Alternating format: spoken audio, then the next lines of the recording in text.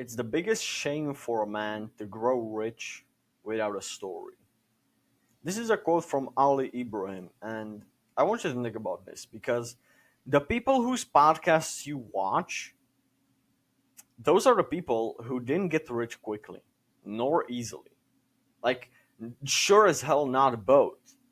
Andrew Tate did not, Hamza did not, Sneeko did not, Justin Waller did not. All of these guys, they didn't get rich easily. And they sure as hell didn't get rich quickly. So why are you trying to get rich quickly? I might be one of the only self-improvement creators that's is journaling the journey of him being on the come up and actually enjoying the journey or trying to enjoy. Obviously, I still have days whether the podcast has a purpose, right? Whether, but then again, it's pretty hard for me to doubt myself when I speak to people and I feel the dream life and I'm so close to it, right? I'm in the network of people who are in that existence that I want to be in. So it's kind of hard for me to imagine that I'm never going to make it because now this is like the five people I spend my most time with. I don't have broke and ambitious friends.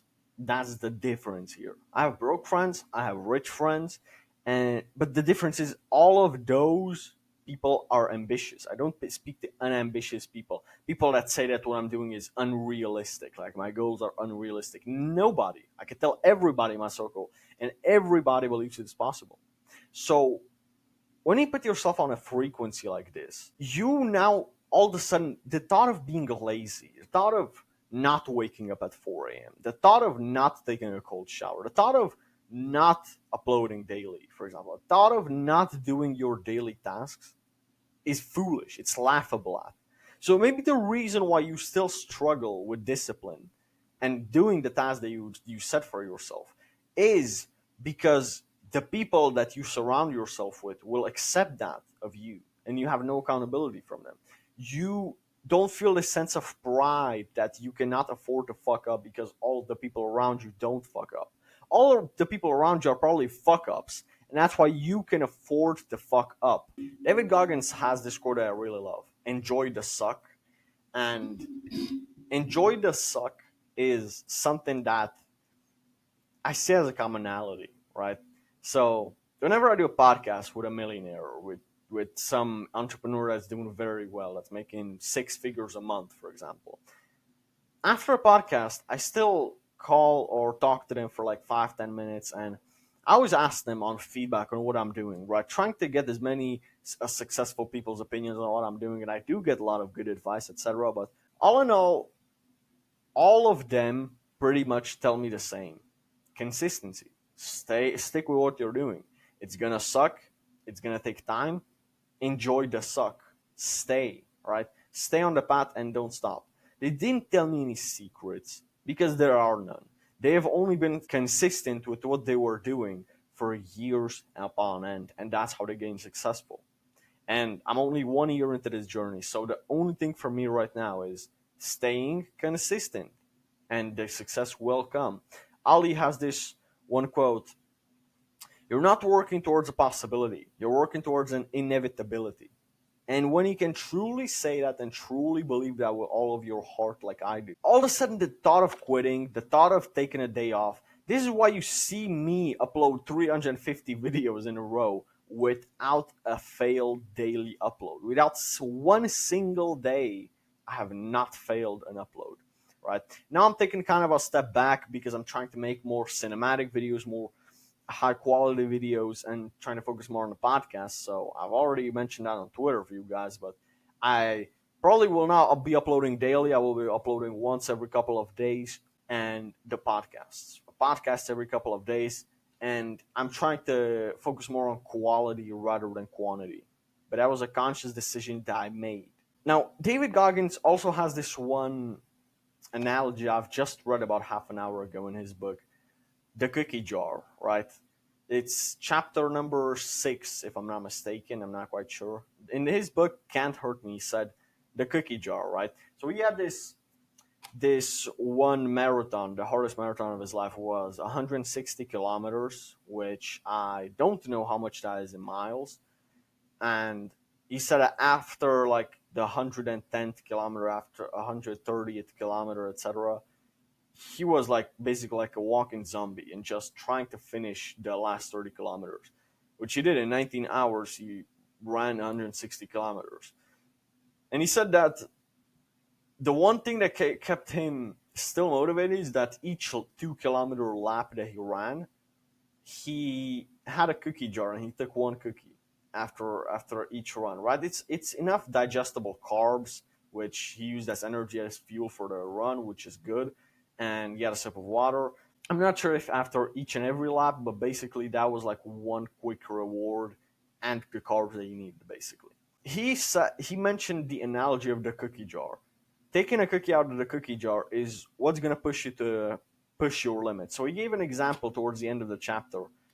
Try do as many push-ups in 2 minutes as possible, and then try to beat that time, and promise yourself a reward at the end of it, like a cookie, and try to beat your time again and again and again and again, and you'll see that what's gonna stop you is not your physical body giving up, it's your mind giving up earlier than your body. You'll see that after on the first 2 minutes, you're gonna think that okay, maybe in 2 minutes I can crank up, let's say, 100 push-ups, and that's all I can do, the maximum. By the fifth round of that, you'll be able to crank out 180 push-ups. Where did the 180 extra push-ups come from, right? It's the mind that was stopping you on the 100. So pushing your mind to the limits and taking that cookie out of the cookie jar is what's going to push you to get to the next threshold of pain. And pain tolerance is literally what you'll need to succeed. I mentioned this in the podcast with Seth Dyer, and he said, like, basically, stress and pain tolerance is literally all you need to make your first $1 million. All you need to make your first million is stress and pain tolerance. That's gonna be the ultimate test. Because after the first million, you're gonna make the next. But to get to the first, you need to build up the skill of pain and stress tolerance, which is also the AMCC, anterior mid-cingulate cortex, the part of your brain that will help you with that. We spoke about all the ways to use your brain to success in that podcast. It's even in the title.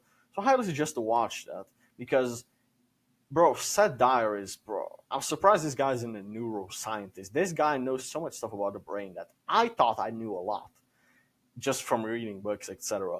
This guy knows a whole lot. He's like the second Andrew Huberman. And another thing I overheard a discussion on a mastermind that I was on inside of Blackthorn was you only get this experience once, right? Like after you make it, hitting 10K a month will not feel the same anymore. So your first month on 10K when you made 10 grand will be grandiose, will be huge for you. But the second month won't feel the same. So you will only get the experience once, and you will only get this experience of building your success only once. So I use the analogy as it's like missing childhood. I believe Andrew Tate it was on Patrick Bet-David, I think. He said, missing the broke days, the good old days, is like missing childhood. Like for you, missing your childhood, right? What did childhood feel like? When you were a child, you couldn't wait to grow up, even though everybody was telling you to enjoy your childhood. Then you grew up, and then you kind of missed childhood a little bit. Well, now it's the same here, right? You're a kid, you're broke, right? Let's say you're an adult broke guy. You're broke, you want to get rich. You can't wait to get rich. You get rich and you miss the broke days back again because now you have what to compare it to. It's the same thing. And I am saying this as a guy who's not a millionaire yet. And I am smart enough ahead of time to enjoy the process as it comes right now, as it's happening right now. So you're not working towards a possibility, you're working towards an inevitability, right? Growing up is inevitable. Getting rich is inevitable if you know truly in your heart that you're putting in the work, you're talking to the right people, you're networking the right way, you're making progress in your business, you keep doing the right things, it's kind of inevitable, right? It's not even kind of, it is inevitable. So, one last note that I'm going to leave you on is trust God, okay? If you're an atheist, skip this. You don't belong here. Trust God. God knows best, okay? God knows best, and He knows why He didn't allow you just yet, because He has a lot of moral lessons to teach you. And I am fully aware of that. And maybe the reason why I'm not rich yet is because maybe God wants to put me through more pain. And I am welcoming that in my life. I am absolutely okay with it taking time, and I'm not trying to rush the process. I'm not trying to finish the game early. So, however long it's gonna have to take, I trust God and God's plan. He knows best, and I'm not gonna try to be angry at the world for me not being rich yet, for me not accomplishing all of my goals yet, because I'm only 17. So I know that I'm working towards a better life, and I know that it is gonna happen. So I'm not trying to rush it. I'm trying to obviously hurry. I'm trying to work as hard as I can so it happens as soon as possible. But God will essentially dictate when it happens. And I'm just here to cope for my impatience for the output with input. So I hope that this was useful. I hope that this was maybe a reminder or a wake up call for you. On this mind, may God bless you. I'll see you on the next one.